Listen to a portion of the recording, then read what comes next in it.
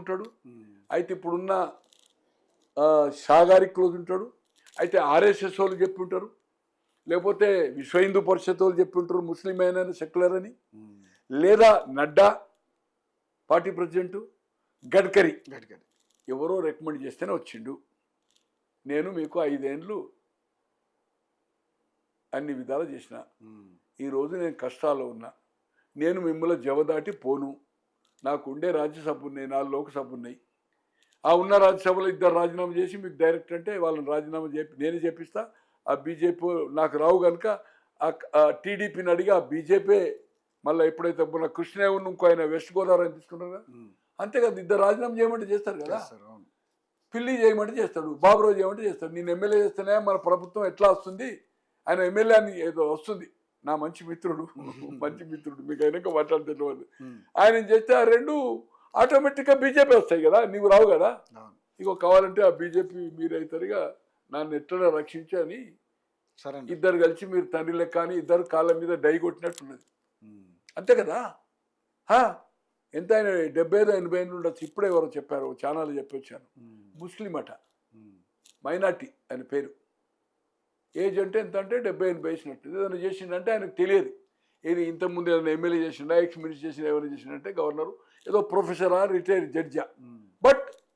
Governor అయ్యేవాడు influence తోటే అవుతాడు, లేకపోతే గవర్నర్ ఇవ్వరు, అంతే కదా. డై కొట్టిండవు పోయి సాయం చేయమని అడిగిండవు, అంతే కదా సార్. ఇవన్నీ బాధలు చెప్పుకున్నాడు. ఇది ఒక గవర్నర్ దగ్గర పోయినప్పుడు ఒక మాజీ చీఫ్ మినిస్టర్ 5 ఏళ్ళు ప్రతిపక్షం ఎమ్మెల్యేగా చేసినావు, ఎంపీ చేసినావు, ఒక టర్మ్ ఎంపీ రాజీనామా చేసి మళ్ళీ ఎంపీ అయినావు కదా, 5 ఏళ్ళు ఎంపీ చేసినావు, సిగ్గు లేదు జగన్మోహన్ రెడ్డి గారికి, అడ్వైజర్కు సిగ్గు లేదు, ఎవరికి సజ్జల రామకృష్ణారెడ్డికి, మేధావి, ప్రపంచంలో నా అంత మాట్లాడే తెలుగు పరుడు మా మిత్రుడు, మంచి ప్రాణమిత్రుడు, నా ఇంట్లో ఉన్నాడు, ఆయన ఇంట్లో లేనున్నా,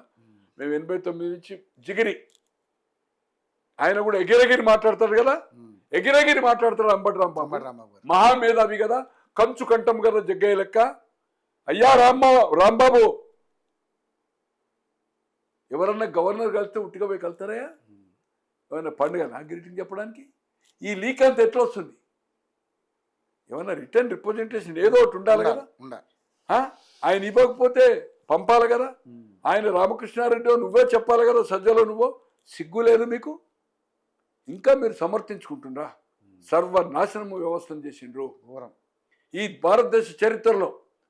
చరిత్రలో ఏ పొలిటీషియన్ కానీ, అంటే ముఖ్యమంత్రి అయింది కదా, అంతకుముందు ఎంపీ కదా, ఒక ముఖ్యమంత్రి ఎవరన్నా సూట్ కేసు కంపెనీలు పెట్టిండ్రా, అప్పుడు సూట్ కేసు కంపెనీలు అయినాయి, ఇప్పుడు సూట్ కేసు కంపెనీలు, ఈ లిక్కర్ దాన్ని కూడా సిగ్గు లేదు మీకు, కాసుకో ఉండండి అక్కడ కాపలా. ఈరోజు సజ్జల రామకృష్ణారెడ్డి ఇండ్లు కూడా రైడ్ చేయమను, అంబడి రాంబాబు చేయమను, వాళ్ళది ఎంత అక్రమని దొరుకుతుందో చూడండి, ఇంకా పేర్లు కానీ చెప్పదలుచుకోలేదు, ఎందుకంటే 2 ఎక్కువ వాగుతారు కనుక చెప్తున్నా, సిగ్గుండాలి మీకు. ఆ చనిపోయిన మహానేతను ఏదైతుందో మొత్తం రోడ్డు మీద చేసిండు అని ప్రజల మనిషి ఉండే, ఇంకా సమర్థిస్తున్నారు మీరు, వేరే వాళ్ళ గురించి నేను మాట్లాడతలేను. ఖచ్చితంగా ఆయన బాధలు చెప్పుకొని డై కొట్టింది 2 భార్యాభర్తలు, అంకుల్ లైక్ ఫాదర్ మదర్ అని చెప్పేసి నాకు ఏడ్చుకుంటా, చెప్పేది అవుతుంది, ఏమైనా అవకాశం ఉంటే మాకు